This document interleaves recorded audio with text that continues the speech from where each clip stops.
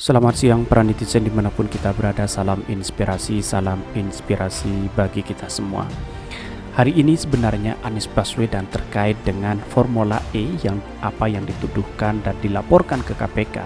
Hari ini sudah tahu diincar sejak awal Formula E, ternyata Anies sudah siapkan senjata ini dihadapi KPK. Dan bahkan ini terulang kembali gitu, dan bahkan Firly Bahuri menantang Anies Baswedan bahwa ini harus diusut tuntas. Tetapi ada berita-berita yang mengejutkan sekali, nggak tahu apa ini editan atau tidak, terkait dengan dana korupsi bansos. Saya tidak menyebutkan siapa menterinya, tetapi biar foto ini yang membuktikan dan publik bisa menilai ini seperti apa. Seperti ini. Ini dari Papa Loren. Main tebak-tebakan kayak kuis. Hei, siapa dia? Kalau yang baju hitam sih sepertinya maling bansos. Kalau yang dipakai baju batik, aku nggak kenal. Ketutupan masker soalnya. Ini membuktikan ini siapa sebenarnya. Dan bahkan Anies Baswedan sudah juga ada perlawanan. Dia membuka data. Dan Firly sekarang lagi kesulitan untuk mencari data itu, begitu kira-kira seperti itu. Dan bahkan komentar-komentar netizen sangat luar biasa sekali. Mari kita dengarkan apa yang disampaikan Firly Bahuri ini. Ini saya ingatkan terus kepada kementerian lembaga. Korupsi yang dilakukan di saat pandemik atau bencana, itu hukumannya hukuman pidana mati, Mbak Desi. Ya. Mudah-mudahan ini bisa mengingatkan kepada kawan-kawan semua. Ya, mudah-mudahan itu ada aspek jerahnya. Tapi kita lihat ya nanti apakah akan ada orang yang dihukum mati ya karena korupsi anggaran dari COVID-19. Saya kira harus. Itu. Tinggal sepakat nanti bagaimana lembaga-lembaga peradilan, hakim itu yakin bahwa betul korupsi ini dilakukan dalam masa bencana, hukuman mati. Ini jadi warning. Itu tadi ada hukuman mati. Kira-kira kalau kita merujuk kepada ini, kira-kira ada yang kenal nggak? Ngapain Firly Bahuri juga bersama dengan maling bansos ini? Ini siapa sebenarnya sih? Ini biar publik biar tahu begitu siapa yang sebenarnya yang beredar di di video ini. Apakah benar-benar terjadi ini? Ini bisa ditebak ya. Mari baca komentar-komentar netizen. Yang baju batu itu semarga sama Bruce Lee. Ini. Dan bahkan di sini banyak sekali hashtagnya begitu kan. Apakah benar atau tidak? Kali ini dibalihokan kayak bagus. Waktu bansos DKI disalurkan di daerah gue, Will Buaran Jaktim, Juliara ikutan belusukan tuh, pasang muka garang. Petugas RT yang bagikan ngepelototin satu-satu, tegas banget deh. Serius ngawal, dapat beberapa bulan, malah dia malingnya bansip sekantor RW pada ketawa. Mirip Firly KPK kalau benar. Apa KPK sudah punya sampingan ambil kerja petugas partai? Hehe. Ini dari pribumi oposisi. Ini dari 1312. Teman-teman, itu sedikit banyaknya akan membuat kita terpengaruh olehnya. Berteman dengan tukang minyak wangi akan terkena cipratannya, dan berteman dengan pandai besi akan juga terkena percikan apinya. Bukan begitu, Pap? Betul banget, Bang. Firly Bahuri, selamat Anda menang dan dapat sepeda. Kok ada Firly apa ya? Nemu aja, Om. Cucok jadi detektif lah ini. Yang dipegang baju hitam itu cuma satu kantong, bisa untuk beli sembako satu kecamatan. Rupanya masih kurang, jadi tawar-menawar. Baju hitam yang mana nih? Yang baiknya, Om, biasanya bergaul sama tukang minyak wangi kita akan terbawa wangi juga. Yang paling belakang juga bisa saling bantu kebohongan itu. Itu Pak Kipli yang ngebet ingin jadi presiden, tapi belum ada tanda-tanda partai yang meminangnya. Spanduknya juga udah rame, Kipli capres sama kayak Erick Thohir ngebet ingin capres tapi nggak punya partai. Tapi mari baca beritanya seperti ini. Ini beritanya. Kalau memang ini terbukti dan Anies dicegal oleh KPK, otomatis ini sudah dicederai KPK selama ini begitu. Mari kita baca. Sudah tahu diincar sejak awal Formula E, ternyata Anies sudah siap senjata ini hadapi KPK.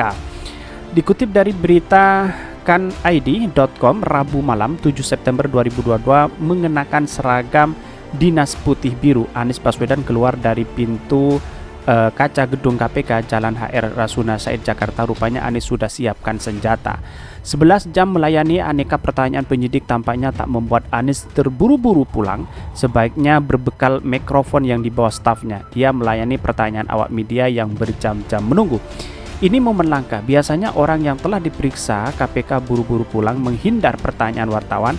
Kalaupun menjawab pertanyaan hanya sekedar lalu masuk mobil dan pergi. Apa yang membuat Anies berani? Itu setelah sebulan lalu Anies Baswedan mengungkap salah satu kunci dirinya percaya diri memenuhi panggilan KPK terkait soal Formula E. Saya tidak pernah terima uang dari Formula E, kata Anies dalam Political Show di CNN TV seperti dilihat dari 5 Oktober lalu. Menurut Anies, rapat yang digelar dalam acara itu pun selalu direkam. Tidak ada upaya untuk menutup-nutupi. Rupanya Anies sudah siapkan senjata. Semua rapat kita ada rekaman. Semua rapat kita bahkan bukan hanya bisa dibuktikan, artinya nggak ada yang ditutup-tutupi. Kalau orang itu ada yang ditutup-tutupi, nggak usah pakai rekaman, nggak usah. Lanjut mantan Menteri Pendidikan dan Kebudayaan itu. Ditanya apakah dia punya bukti tidak pernah menerima uang dari Formula E, Anies menjawab pembuktian seharusnya dilakukan pihak yang menuduh, bukan dari yang tertuduh. Dia di mana-mana itu kalau menuduh itu ada membawa bukti. Habis energi kalau semua orang yang dituduh harus bawa bukti, habis energi kita jelasnya. Nah, kalau kita melihat analisa ini bahwa Anies Baswedan itu bukan orang sembarangan begitu, dalam artian bahwa jangan seenaknya sendiri KPK bebas menuduh orang korupsi atau tidak. Tetapi Anies Baswedan punya rekaman mulai dari rapat, mulai dari perencanaan, mulai dari bahkan dari transfer uang dan sebagainya. Itu punya rekam jejak. Ada rekamannya tersendiri. Kalau masih KPK membantah bahwa Anies Baswedan ada tindakan pidana korupsi, jelas ini sudah ada rekamannya. Sesuai enggak? Karena KPK ini ada laporan bahwa Anies Baswedan dianggap korupsi. Lah buktikan. Dan Anies Baswedan sudah menyatakan, kalau saya ambil uang sebesar pun, buktikan. Dan saya sudah punya data, kata Anies Baswedan. Dan Anies Baswedan saat ini sabar luar biasa. Dan bahkan dituduh A, dituduh ini, intoleran dan sebagainya. Anies Baswedan tertawa. Tapi pada hakikatnya hari ini Anies Baswedan saatnya melawan. Karena diinjak-injak harta dan martabat oleh orang-orang oligarki yang punya kepentingan-kepentingan. Memainkan peran di institusi. Inilah yang kemudian menjadi catatan penting bahwa negara demokrasi kita gagal bukan karena karena ada orang-orang pintar di dalamnya, orang-orang yang bodoh di dalamnya, tetapi adalah kepentingan-kepentingan oligarki yang memainkan peran peran di birokrasi itu sendiri. Kalau ini terbukti ya bisa cedera KPK ini, dalam artian bisa cacat hukum. Ini menunjukkan bahwa analisa yang diperlihatkan pada hari ini oleh Firly Bahuri ngotot sekali Anies Baswedan ditersangkakan. Padahal belum ada bukti begitu. Ini menjadi persoalan penting kepada kita siapapun anak bangsa. Mari kita kawal dan bersama-sama biar akal kita biar sehat, cerdas dan sebagainya begitu. Dan bahkan di berita lain seperti ini. Sudah tahu diincar sejak awal, Anies Baswedan siapkan senjata hadapi KPK pada 6 Oktober lalu. Terkini, Anies Baswedan memenuhi panggilan KPK pada Rabu malam 7 September 2022. Mengenakan seragam dinas putih, Gubernur DKI Jakarta keluar dari pintu kaca gedung KPK. Rupanya Anies sudah siapkan senjata sehingga 11 jam saat melayani aneka pertanyaan dari penyidik. Tidak membuat Anies Baswedan gusar untuk buru-buru pulang. Inilah hebatnya Anies Baswedan. Bahkan Anies Baswedan ketika keluar dari KPK, dia tidak menghindar dari pertanyaan-pertanyaan wartawan begitu. Walaupun berita-berita ini digoreng habis-habisan oleh para cebong-cebong di luar sana, orang yang tidak suka dengan Anies Baswedan, dan bahkan di Twitter hari ini sangat ramai sekali, tangkap Anies Baswedan. Dan kalau mau ditangkap ya kita buktikan terlebih dahulu. Anies tidak sendirian, publik banyak yang mendukung Anies Baswedan. Kalau seumpama ada bukti dari KPK misalnya, ada tindak pidana korupsi kepada Anies Baswedan, saya apresiasi sekali kepada KPK.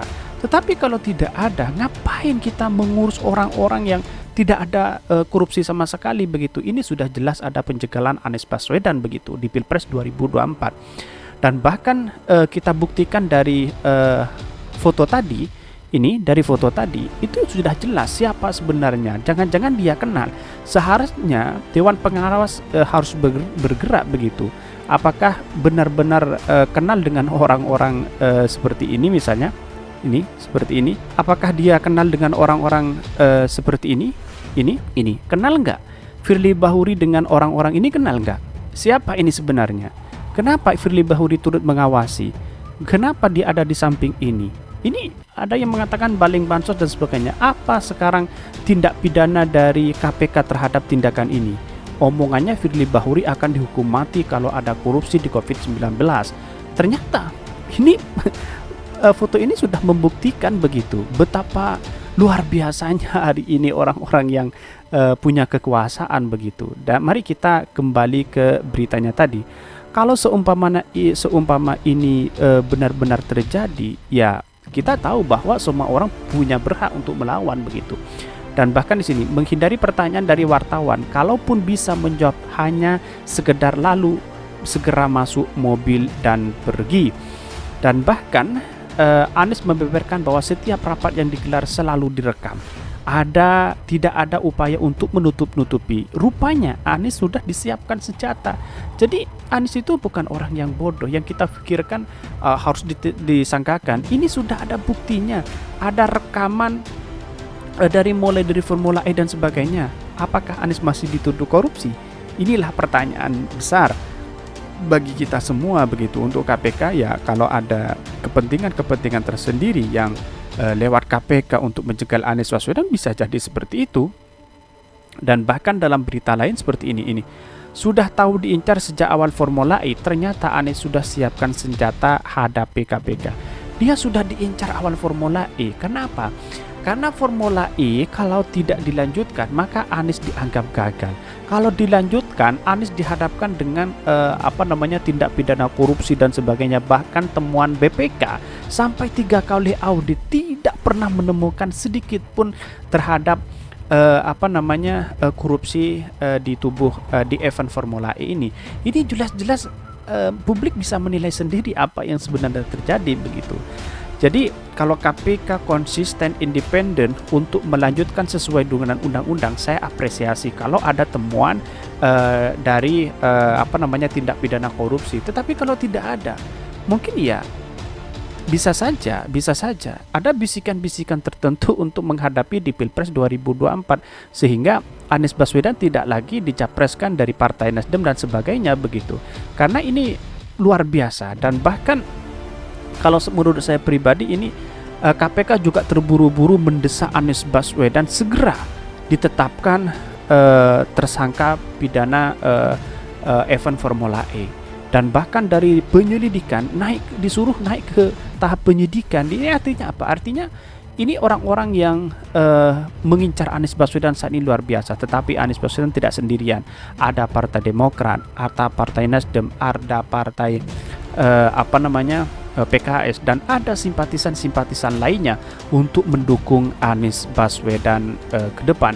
Dan bahkan kesimpulan saya adalah bahwa siapapun orangnya kalau tidak independen di tubuh KPK, maka ini sudah dicidrai dengan berbagai kepentingan oligarki, atau setidaknya foto tadi membuktikan apakah kenal dengan maling bansos dan sebagainya. Dan bahkan pernyataan Firly Bahuri kalau di era COVID ada yang korupsi maka kena hukuman mati, itu Firly sendiri yang mengatakan.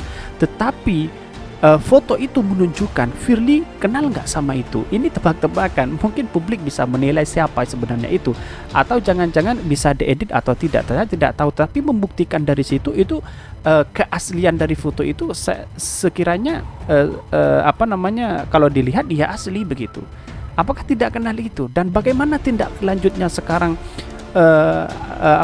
orang-orang yang korupsi di era COVID ini, apalagi di Kemensos? Ini perlu dibuktikan. Apakah jangan-jangan karena sahabat ya dihukum seringan-ringannya, bisa jadi seperti itu.